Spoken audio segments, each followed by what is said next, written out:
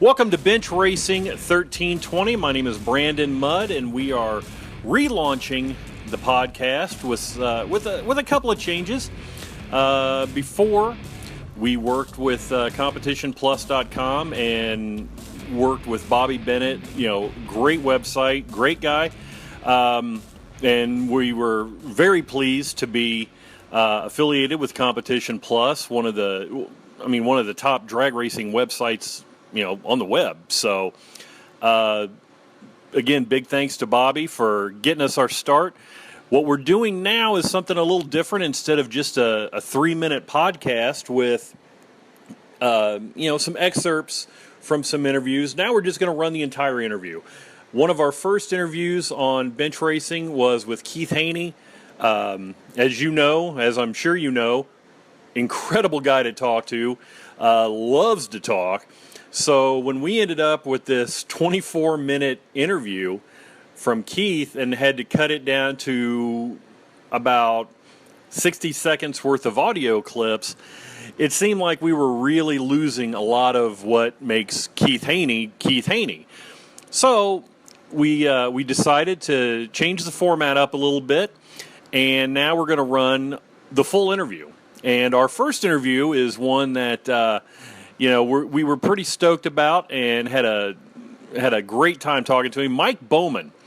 He runs a little bit of NHRA Pro Mod from time to time, but you might know him as the guy who last November won Streetcar Super Nationals 12, and oh, by the way, a couple weeks ago won the Drag Illustrated World Series of Pro Mod $100,000 prize. Yeah.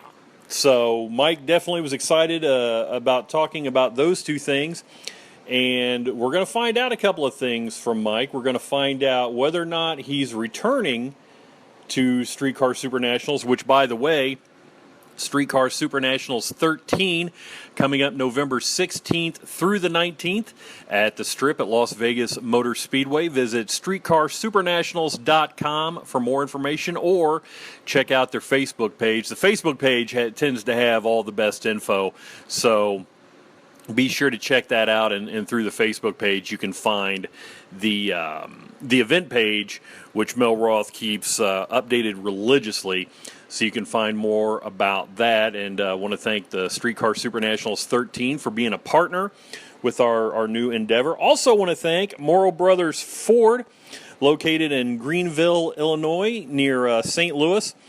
Check them out at morrowbrothersfordinc.com. They've been in business since 1915 in the St. Louis area. They cover all the way up to Springfield, Illinois. They've got ASE licensed mechanics on site. They do just an incredible job. They have the best Ford pickups that you can find. And in addition to cars, SUVs, minivans, the whole thing, be sure to check them out at morrowbrothersfordinc.com. Want to thank them for coming on board. And again, thank Streetcar Super Nationals 13 for partnering with us. Also, one of the interesting things about the World Series of Pro Mod, and I did a couple of pieces at dragillustrated.com, talked to a couple of the drivers, and I was always very interested in finding out whether or not they would cut a deal, whether or not they would be willing to cut a deal for that final, since it was only the winner getting paid. And Pete Farber, who had a strong run, had a strong weekend there at Bandamere, he actually said he would think about it. None of the other guys, Stevie Fast, Eric Latino, Danny Rowe, the guys I talked to, weren't interested. So when I talked to Mike, I asked him if a deal was in place. You're going to find that out right now, as a matter of fact. So we head over to the conversation that I had with Mike Bowman, the winner of the Drag Illustrated World Series of Pro Mod and the winner of Streetcar Super Nationals 12, Mike Bowman, ladies and gentlemen. Joining us on the line is a guy who's had a pretty interesting year. Started off last November winning at the Streetcar Super Nationals at the Strip at Las Vegas Motor Speedway, and bookended that pretty nicely a couple weekends ago at Bandimere, winning the Drag Illustrated World Series of Pro Mod, and oh, by the way, a paycheck for $100,000. Mike Bowman joins us. Mike, how's it going? Well, it's going pretty good. Still trying to take in all the fun time we had up there in Denver. Man, obviously you're a good racer. That goes without saying. But man, what was it like when you hit that win light? I didn't know I was going to win, but obviously, when you get into a pedal match with a blower car and you got a turbo car, and he's not next to you when the car collects itself, lets the motor grenades, you're feeling pretty good about it at that point. But yeah, not until I actually threw the chutes out, went through the traps, that was like the deal was sealed in, and it was like, wow. I started screaming in the car. I'm like, man, I just won $100,000. I'm sure the guys at the end of the track could hear me. And, I didn't care. I was like, man, that was the best ever, going back to the Streetcar Super Nationals is the same thing there. That's a special event, and been going there for many years trying to win that race, and, to finally pull that off, against Sidney Frigo in the final, and Sidney obviously had a quicker car than me, and we felt like, let's go out there and hit it right and try not to beat ourselves. And I took the same approach to this race. You got to be there to win, and not always the fastest guy wins. So, I think that, we were really close. I had heard that, Steven had run 95 or 96, and I obviously went a 97. So, I was trying really hard on the Christmas tree because I knew he was going to be good. He's always good. So it was tough. And we'll get back to the Streetcar Super Nationals in just a second. Ironically, Streetcar Super Nationals 13 has partnered with us on the new bench racing 1320, the Streetcar Super Nationals 13, November 16th through the 19th at the Strip at Las Vegas Motor Speedway. Visit streetcarsupernationals.com for more. Real quick, Mel Roth will kill me if I don't ask, are you going back this year? Oh, hands down. That's one that I'm looking forward to. Want to obviously finish out the NHRA races, providing nothing bad happens. We've got engines, transmissions, we've got parts. So, aside from hurting a car or something weird, I plan on being there, hands down. I wouldn't miss that. If I'm able to be there, I'm there. Now, those are two entirely different kind of races, the Streetcar Super Nationals and the World Series of Pro Mod. For the Streetcar, it's like a marathon. That's a full week. That's a long weekend. With the World Series of Pro Mod, you're just in and out. What was that like up there on the mountain going through, an event like that? You had a couple of days of testing, but race day itself, what was that like? Race day itself was really intense. Like at the Streetcar race, there's time between the rounds. Pretty much. Until you get in the later rounds, of course, it goes faster. But at Denver, it was we had rain, so that kind of messed things up for a short time. But they're on a schedule there too because of their time constraints. So it went fast. Like the first round, it was like maybe 45 minutes from first round to second round, and then third round there was like you never missed a beat. Third round. Michael Beal or second round, actually, before second round, we were towing to the lanes, and Michael Bealey didn't even know that we were going to run. So I stopped. I told Alex, I said, hey, let's stop. And, my wife Christy's like, what are you doing? I said, well, looks like a ghost town outside around Michael's car. We got to tell him it's time to race. So I ran over and just told those guys that were hanging out in the trailer, him and Jamie Miller, the guys, And they're like, I'm like, come on, guys, let's go. It's time to race. I'm like, oh, my gosh, they didn't come and tell us. So it was like, one of those deals where I'm like, and it was quick. And then the next round was quick again. I mean, and then, when the finals came, they were back over again, because we had rain in between one of the runs. And they're like, are you, you guys ready to go? I mean, we'll give you a little bit more time. And we both agreed on another 10 minutes or whatever it was. And then we went on down to the starting line again. So it went quick, a lot faster than anything I've ever done. I've told people, what's crazy about that deal is it went so fast that I feel like if, you hurt a piston or you dropped a valve or something and you had to fix the motor or change the trans or the rear end, I don't believe you'd had time to do it. And I didn't tell anybody at the race at the time, but after the semifinal round, we were towing back, and I could hear my rear end kind of thud, and I'm like, man, the rear end gear's dying on me, and I knew it, and I'm like, okay, well, I'm not gonna have time to change it. I just gotta hope that I can make it one more run, and as you know, it did. So, but it was quick, and we typically have more time, I've never made it that far in the rounds at any trail race, but I hear that goes pretty fast too toward the end, but not really like this. I've never really experienced it to go that fast. There was no downtime in between rounds. You know what I mean? We were busy. Mike Bowman joins us here on the new Bench Racing 1320, brought to you by Morrow Brothers Ford and Streetcar Super Nationals 13. Now, you know as well as anybody, $100,000 can get spent pretty quick when you're, buying race car parts. But that's still a pretty significant amount of money. What does that do to your operation to be able to get that kind of financial lift?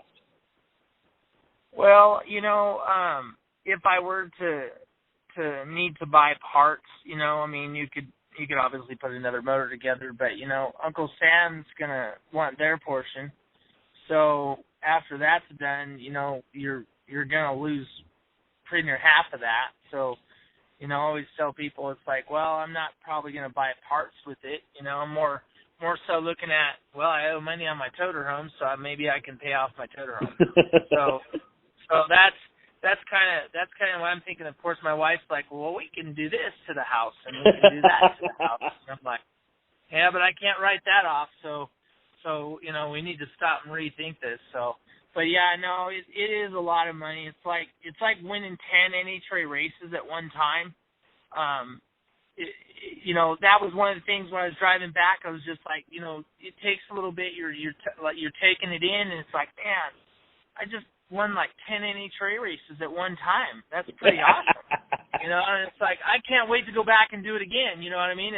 If all possible. But I also look at it as, the guys are so good out there. I mean, the racing was so close. I know it was. I know there was no complaints. The blower guys, they were just as quick, if not quicker than we were.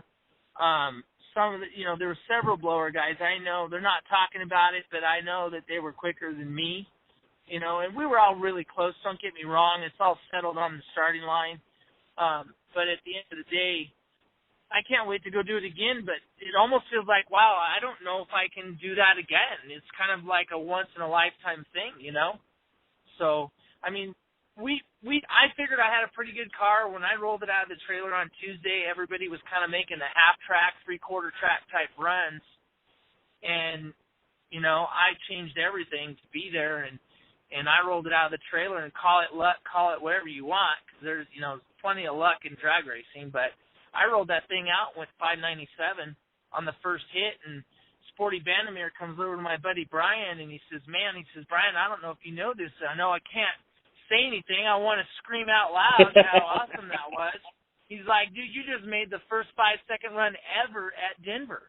At wow. Bandamere. And we didn't know that, and I'm like, wow, I got the time slip. That's awesome. I'm gonna save that, so that's how our weekend started. It was like, wow, we should do pretty good. And then I went and messed with the car a little bit, went out and made another 5-second run on the next hit, and that was on Tuesday. And I'm like, man, I'm not going to change much. I'm just going to go out and run the car and go down the racetrack and make everybody think about that red car going down the racetrack every time. You know what I mean? And everybody, another thing that was really cool about the race, I know it probably wasn't great for fans to not see the times come up on the scoreboards and the racers, you know, we didn't know what each other were running.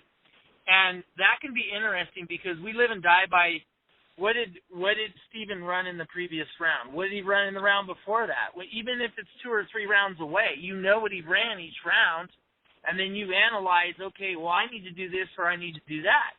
Well, there was none of that. And you can't tell a 591 from a 597 or even a 6 flat. You can't tell the difference. You know what I mean? And so everybody was trying to get information from each other, trying to figure out what each other's running. And that really made it interesting. You know what I mean? So although it wasn't maybe as fun to watch for the fans, I know, you know, I saw people online kind of complaining about that, but you really had to be there and take it in to really understand how different and cool it was. To do that was almost like a streetcar thing, you know? And at the end of the day, does it really matter if you went a 550 or you went a 570 or you went, what matters is who cut a good light and who was able to get it to the other end, right? I mean, it's great to go, hey, I had the fastest car there this weekend, and I've had those weekends, and it's like, it's great to talk about, but it's better when you can win the race. You know what I mean? So, absolutely. You know, that's what it comes down to for me, you know. As we wrap up with Mike Bowman, the winner of the Drag Illustrated World Series of Pro Mod and the Streetcar Super Nationals 12, Streetcar Super Nationals 13 is coming this November 16th through the 19th at the Strip at Las Vegas Motor Speedway. Visit streetcarsupernationals.com for more. And as we wrap up with you, Mike, you know, you mentioned, you know, how it had the feel of kind of an old school street race. And I know Drag Illustrated's Wes Buck really wanted to give it that vibe. So one of the things that happens at races like that are sometimes deals are made before the finals to split the purse one way or the other. And with this being a race where only the winner got paid, I got to ask, was there talk of a deal or did a deal actually take place? You know, you're not the first one to ask that, and no, actually there wasn't. You know, the thought never crossed my mind. Obviously, on the way there, I thought about that. I know guys do that and have done that at different races. Not saying that I wouldn't, but the problem here was, you know, Wes was adamant about that. So unless the track would pay out separate checks, you know, you really can't do that because of the taxes. You know what I mean? The guy that wins would have to pay the entire tax bill on all that. So if you went 60-40, 70-30, you know, you take the entire tax hit and then you'd come out on the losing end. So, but no, Steven and I did not even talk about it. The only thing, he was sitting in his car. I can tell you how it played out. He was sitting in his car. I rolled up. He was getting ready to go. And Wes walked over, and he goes, did you guys decide on lanes? And I said, no. So I asked Steven, I go, what lane do you want? He says, I prefer the left, Mike. And I said, well, me too. Because in the 2 previous rounds, you know, I agreed on the lanes with Shane and Michael Bailey. So we were all good. But we kind of both wanted the same lane, so we flipped a coin because that's how each round went with the drivers. You either agreed on it or you flip a coin. And whoever wins the coin toss, kind of like street racing, gets to choose the lane. So Wes flipped it. I called it. I lost the flip. You know, so he took the left lane. So, you know, to me it didn't matter what lane I was in, but there was no talk at all about money and splitting it or anything. You know, to me it was like, all right, I didn't get that caught up in, oh, man, I'm getting ready to race for $100,000. It was more of, I just need to go to the starting line, and I need to be good on the tree and not get whipped by him again because he whipped me at the 4-wide in Charlotte. Just don't get whipped on the tree and go down the racetrack again. That was my biggest thing, is go down the racetrack every time. That's the one thing that I don't care who you are as a drag racer, that when the other guy's going down the racetrack every time, that's a big deal, knowing, hey, I got to beat that guy, but, man, if I screw up, I'm not going to have any chance of catching him.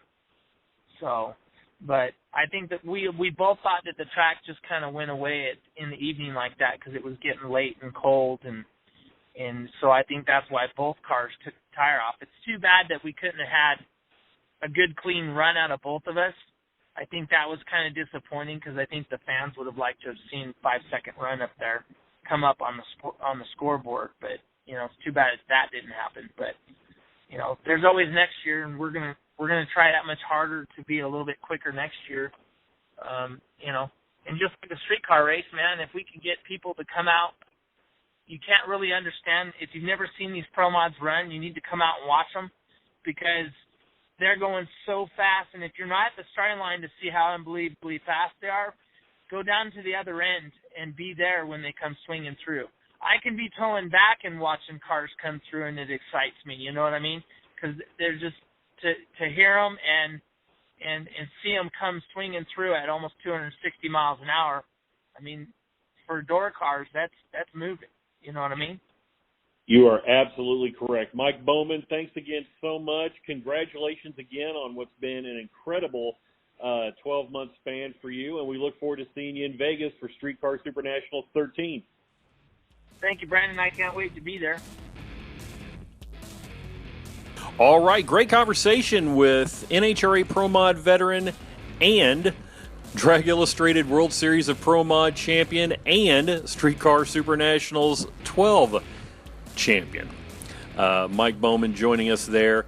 Glad to hear from him, and looking forward to seeing him back in Las Vegas. I do some work with the PSCA and Mel Roth and help him out for the Streetcar Super Nationals, and really looking forward to seeing Mike and his family back out there again. All right, thanks so much for joining us on the first edition of the new edition of Bench Racing 1320. Had a great time. Hope you'll join us next week as we prepare for the big go, the U.S. Nationals coming to Indianapolis, the biggest race on the drag racing schedule as NHRA wraps up their regular season and prepares for the playoffs, the countdown to the championship, starting at ZMAX Dragway next month. So once again, this is Brandon Mudd saying thanks so much, be kind, and keep it straight.